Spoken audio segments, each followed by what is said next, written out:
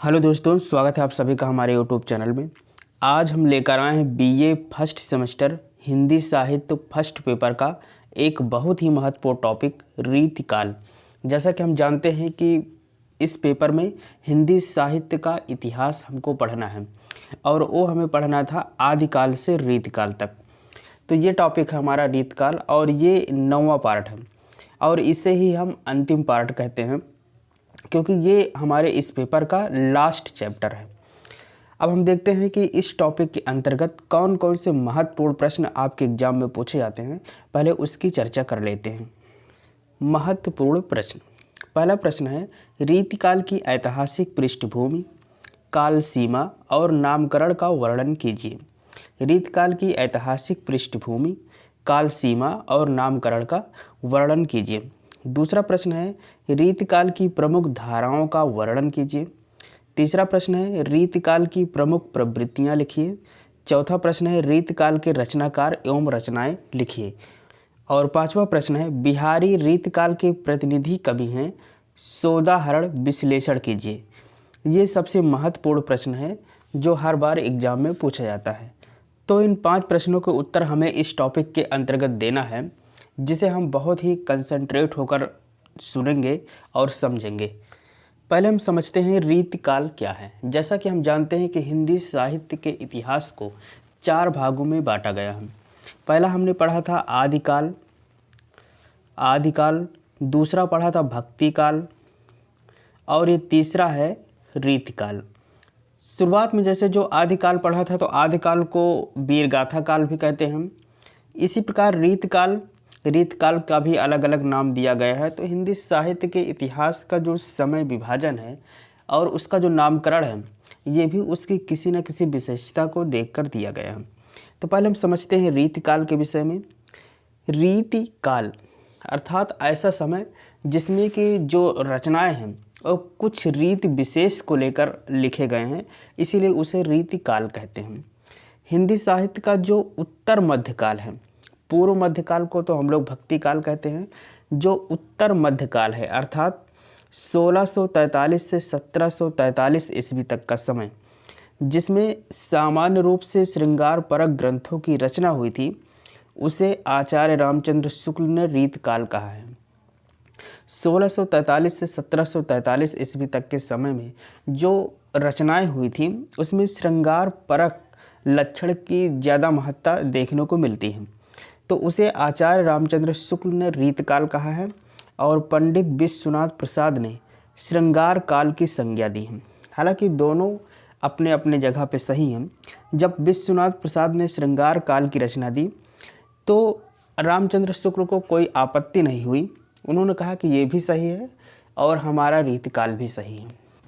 दोनों अपने अपने जगह पे सही थे, क्योंकि इसमें जो ग्रंथों की रचना हुई है तो इसमें श्रृंगार रस ज़्यादातर देखने को मिलता है, इसलिए श्रृंगार काल भी कह सकते हैं।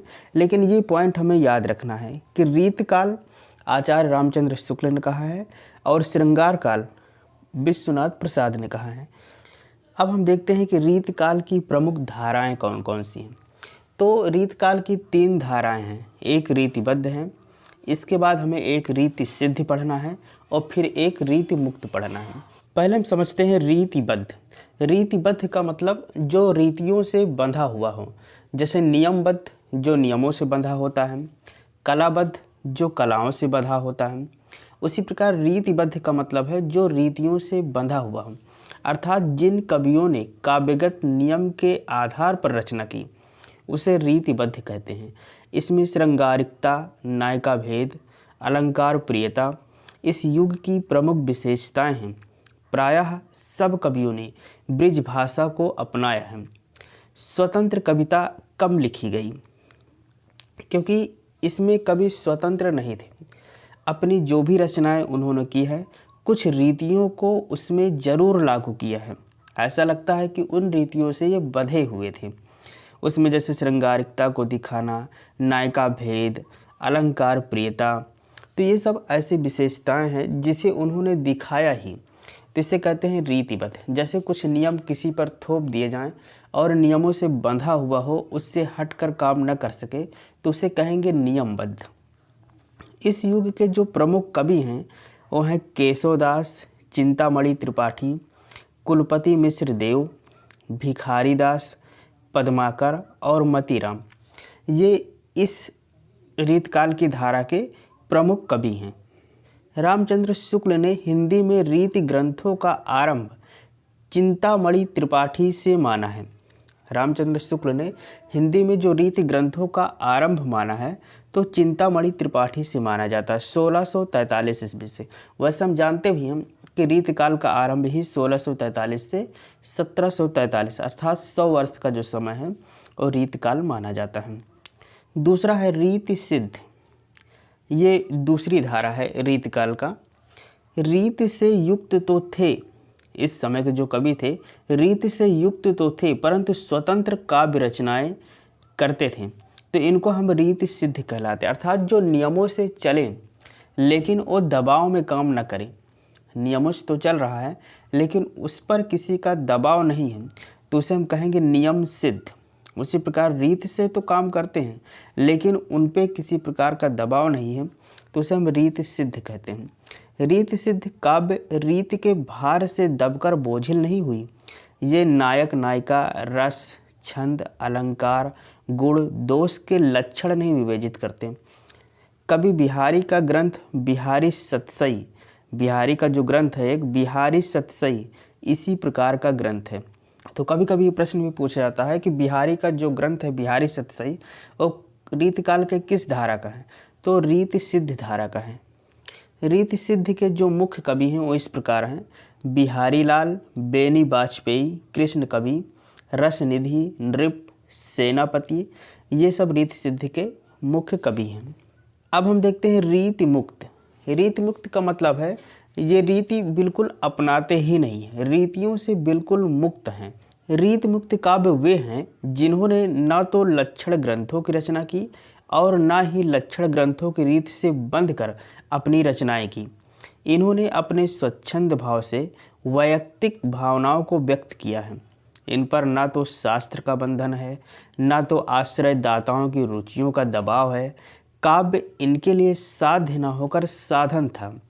इसमें कवियों ने प्रेम वियोग की वेदना चित्रित की। इसमें हृदय की प्रधानता है, बुद्धि की नहीं। जबकि जो रीतिबद्ध कविताएं हैं उसमें बुद्धि की प्रधानता है, हृदय की नहीं। और इसमें जो कवियों ने रचनाएं की हैं ये बिल्कुल हृदय से किया है, उन पर किसी भी प्रकार का जोर, दबाव, जबरदस्ती नहीं था। तो इसीलिए इसे हम कहते हैं रीति मुक्त। रीति मुक्त कवि जो हैं वो इस प्रकार हैं: शेख आलम, घनानंद, बोधा, ठाकुर एवं द्विजदेव। ये सब ऐसे कवि हैं जो रीति मुक्त थे। हम कह सकते हैं कि रीतिकालीन काव्य मनुष्य की इच्छा वासनाओं का काव्य है। इसमें आदमी अपनी इच्छा के अनुसार रचनाएं करता था, उस पर किसी भी प्रकार का कोई दबाव नहीं था। जैसे हम जानते हैं कि रीतिकाल की जो भी रचनाएं हैं, ये जो कवि हैं ये किसी राजा के यहाँ रहते थे तो उनकी ज़्यादा प्रशंसा करते थे, उनके अनुसार काम करते थे। लेकिन आगे चलकर जब रीति मुक्त काव्यधारा आई तो उसमें ऐसा नहीं था। अब हम देखते हैं रीतिकाल की विशेषताएं एवं प्रवृत्तियां। रीतिकाल की क्या क्या विशेषताएं थी अथवा क्या क्या प्रवृत्तियां थी, इसकी चर्चा हम कर लेते हैं। पहला, जैसे श्रृंगार रस की प्रधानता। तो हमने देखा था कि रीतिकाल की जो भी रचनाएं हैं उसमें श्रृंगार रस प्रधान है। दूसरा, दरबारी संस्कृति एवं काम वासना का उद्दीपन। तीसरा, काम प्रवृत्ति का स्वच्छंद निरूपण। चौथा, नारी सौंदर्य का चित्रण। पांचवा, लक्षण ग्रंथों की प्रचुरता। छठवां, प्रकृति का अलंकार। सातवां, वीर रस की कविताएं। तो इस प्रकार ये रीतकाल की कुछ प्रमुख विशेषताएं हैं। इसके बाद एक बहुत ही महत्वपूर्ण प्रश्न जो अक्सर पूछा जाता है वो ये है कि बिहारी रीतकाल के प्रतिनिधि कवि हैं कैसे। बिहारी रीतकाल के प्रतिनिधि कवि हैं कैसे। हिंदी साहित्य के मध्य युग में रीतकाल अपनी कलात्मकता व अलंकारिता हेतु प्रसिद्ध हुआ। तत्कालीन वातावरण व परिस्थितियों की व्यवस्था ने इस काल के कवि को चमत्कार प्रिय एवं श्रृंगारिक बना दिया, जिसका ध्येय आश्रयदाताओं को विलास का खाद्य प्रस्तुत करना था। जैसा कि देखा जाए तो हिंदी साहित्य का मध्य युग में जो उत्तर काल, तो रीतकाल माना जाता है 1643 से 1743 तक का समय। तो उसमें जो भी रचनाएं थीं वो अपनी कलात्मकता और अलंकारिता हेतु प्रसिद्ध थीं। उस समय का जो वातावरण था और परिस्थिति थी, उसके विवशता ने इस काल के जो भी कवि हैं उनको एक चमत्कार प्रिय एवं श्रृंगारिक बना दिया था, क्योंकि वो आश्रयदाताओं का ही वर्णन करते थे, उन्हीं की झूठी प्रशंसा करते थे। बिहारी को देखा जाए तो बिहारी रीतकाल के सबसे प्रसिद्ध कवियों में जाने जाते हैं। अपनी अनूठी भंगिमा एवं विलक्षण काव्य शैली ने इनकी सतसई को रसिकों के मन का द्वार बना दिया। ऐसा नहीं है कि बिहारी किसी के आश्रय में नहीं रहते थे, लेकिन फिर भी इन्होंने मुक्त रचनाएं की हैं। इनकी सतसई के दोहों की तुलना करते हुए कहा गया है कि सतसैया के दोहरे जो नाविक के तीर, देखन में छोटे लगे घाव करे गंभीर। मतलब इनके छोटे छोटे जो दोहा हैं 2-2 लाइन के, उसमें इतना सार भरा हुआ है कि अगर उसको हम एक्सप्लेन करें तो बहुत अधिक अर्थ निकल कर आता है। इतना ज्ञान से भरे हुए कवि थे। इनके दोहे की विशेषता गागर में सागर भरने की उपमा से विभूषित है। अर्थात इनके दोहे को देखा जाए तो ऐसा लगता है कि गागर में पूरा सागर ही भर दिया है। इनकी प्रसिद्धि को देखकर ग्रियर्सन ने भी कहा है कि बिहारी लाल भारत के थॉमसन हैं। मुझे उनके काव्य की समता यूरोप की किसी भाषा में नहीं दिखाई देती। बिहारी को निम्न विशेषताओं के कारण रीतकाल का प्रतिनिधि कवि स्वीकार किया जाता है। तो बिहारी लाल को भारत का थॉमसन कहा है ग्रियर्सन ने। अब बिहारी को प्रतिनिधि कवि क्यों स्वीकार किया जाता है, उसकी विशेषता को हम बताते हैं। पहला है रीति निरूपण। बिहारी ने लक्षण ग्रंथ न लिखकर केवल उनके उदाहरणों को प्रस्तुत किया है, अर्थात केवल रीतियों को निरूपित किया है। इसीलिए इसमें रीति निरूपण ज़्यादातर देखने को मिलता है। इन्होंने दोहा, रस, छंद एवं अलंकारों से सजा दिया है। दूसरा, राज्य आश्रितता। बिहारी ने भी रीतिकालीन कवियों की तरह राज्य आश्रितता को चुना था, अर्थात ये भी स्वतंत्र नहीं थे, किसी राजा के आश्रय में रहते थे। ये जयपुर का नरेश जयसिंह के दरबारी कवि थे और इन्होंने भरपूर राज्य सम्मान तथा साधारण लोकप्रियता प्राप्त की। लेकिन अगर वो गलत मार्ग पर चलता था तो उसे सचेत करने से भी नहीं चूकते थे। जैसे इन्होंने एक कविता लिखा है, नहीं पराग नहीं मधुर मधु, नहीं विकास इह काल, अली कली ही सो बिंधो, आगे कौन हवाल। तो इस प्रकार अगर वो गलत मार्ग पर चलता था तो उसे सचेत करने से भी पीछे नहीं रहते थे। तीसरा है नायिका भेद निरूपण। रुचि के अनुसार बिहारी भी अन्य रीतकालीन कवियों की तरह नायिका भेद संबंधी उदाहरण प्रस्तुत करते हैं। अगली विशेषता है रस निरूपण। रस निरूपण। बिहारी विभिन्न रसों के चित्रण में बिल्कुल सिद्धहस्त थे। श्रृंगार, हास आदि सभी रसों की सरस अभिव्यक्ति इनके रचनाओं में बिखरी पड़ी है। श्रृंगार का बहुत ही सुंदर चित्रण इन्होंने किया है। जैसे कि एक दोहा इनका हम देखें, बतरस लालच लाल की मुरली धरी लुकाई, सौह करे भौहन हंसे दैन कहे नट जाए। तो इस प्रकार श्रृंगार रस का बहुत ही अच्छा चित्रण इन्होंने किया है। अगली विशेषता है प्रकृति चित्रण। तो बिहारी ने प्रकृति के आवरण को हटाकर उसके सौंदर्य में भावना का विस्तार करके जो इनके दोहे हैं उसकी सुंदरता को और बढ़ा दिया है। जैसे एक दोहा इनका देखते हैं, छकी रसाल सौरभ सने, मधुर मालिती गंध, ठौर ठौर झूमत झंपत, भौर भौर मधु अंग। तो इस प्रकार प्रकृति का चित्रण भी बहुत अच्छी तरीके से इन्होंने अपने दोहे में किया है। अगला है अलंकार प्रियता। अन्य कवियों की अपेक्षा इनका अलंकार विधान अधिक सरस सिद्ध होता है। ये रीतिकालीन कवियों की भांति अलंकार प्रियता के मोह से भी नहीं बच पाए। जैसे कि एक इनका दोहा है, चुवतु स्वेद मकरंद कर, तरु तरु वर बिरमाई, आवत दक्षिण देश ते धक्यो बटोही बाई। सातवां है चमत्कार प्रदर्शन। बिहारी में वाक चातुर्य एवं वाग दैर्घ्य के कारण चमत्कार प्रदर्शन अत्यंत प्रभावी बन सका है। इसके बाद है मुक्तक रचना। बिहारी ने भी अन्य रीतकालीन कवियों की भांति मुक्तक को काव्य रचना हेतु चयनित किया। इनकी कृति बिहारी सतसई मुक्तक काव्य का सर्वोत्तम उदाहरण है। जैसे अगर देखा जाए तो इनका एक दोहा है, जप माला छापा तिलक सरय न एको काम मन काचय नाचय वृथा साय राचे राम। इसके बाद है ब्रिज भाषा का सुंदर प्रयोग। बिहारी ने अपने दोहा में या अपनी रचनाओं में ब्रिज भाषा का बहुत ही सुंदर प्रयोग किया है। इसके बाद 10वां है श्रृंगार रस का उभय पक्षी चित्रण।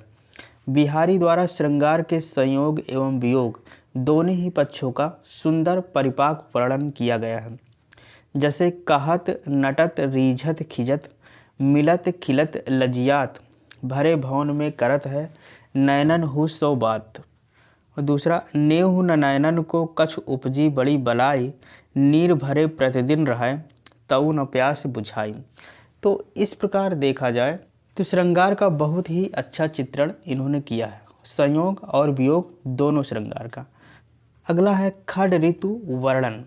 तो रीतकालीन के जो कवि हैं जैसे बिहारी हैं, तो इन्होंने खड ऋतु का भी वर्णन बहुत अच्छे तरीके से किया है।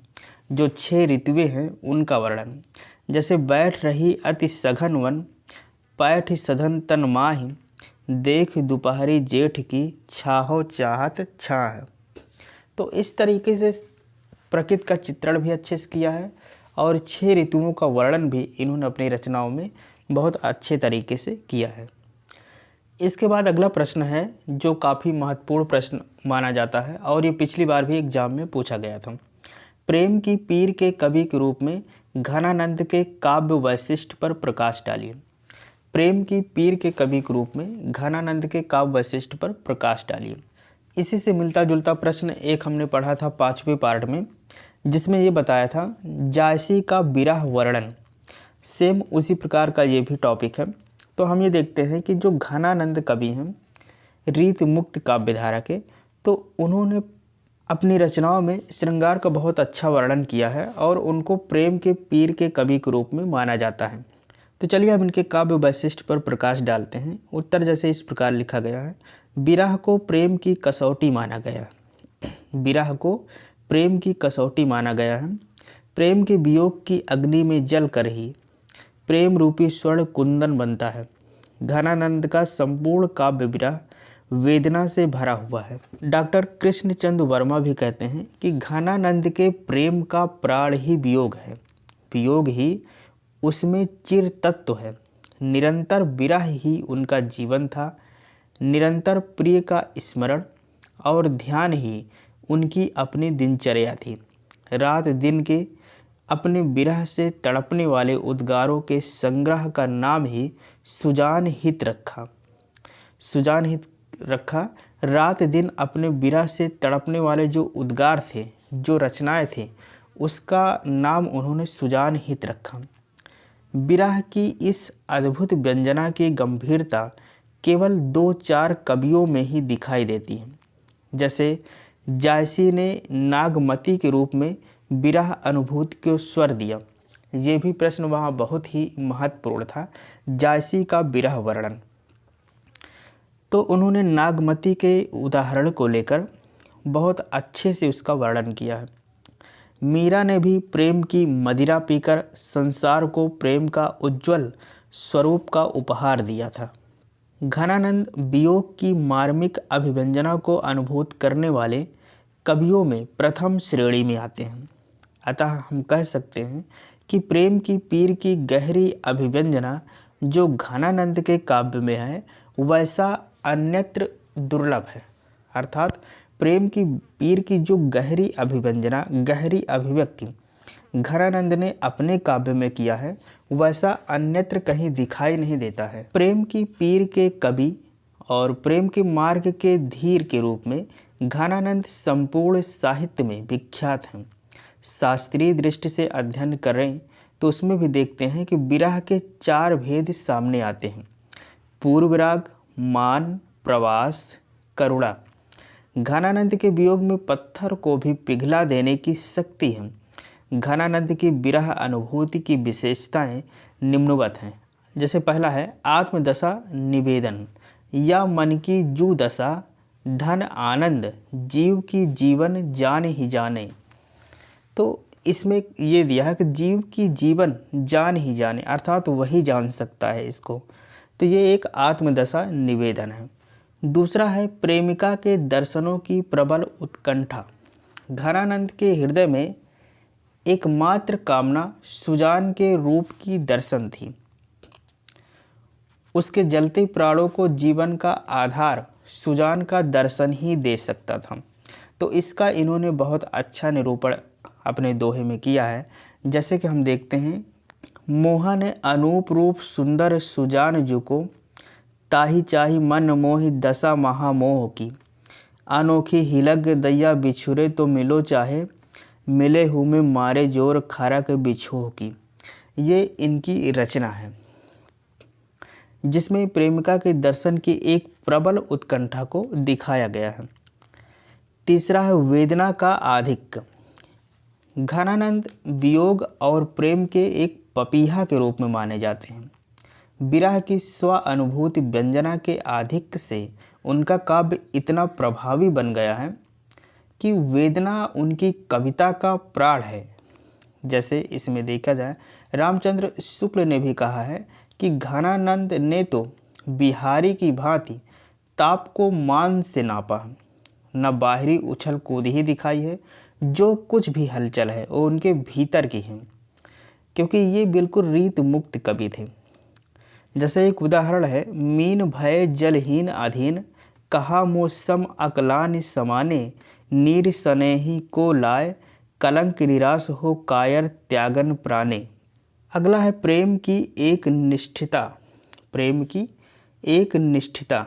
घनानंद के प्रेम की अनन्यता व दृढ़ता ने उन्हें प्रीति की रीति का अनूठा साधक बना दिया है। इनके प्रेम की पराकाष्ठा तो देखिए कि प्रिय का तिरस्कार भी इन्हें विचलित नहीं कर पाता और अपने अपूर्व प्रेम पर दृढ़ व स्थिर रहते हैं। विरह जनित कष्ट की प्रचंडता संयोगकालीन आनंददायक विधान की वियोग में बिल्कुल प्राणघातक प्रतीत होते हैं।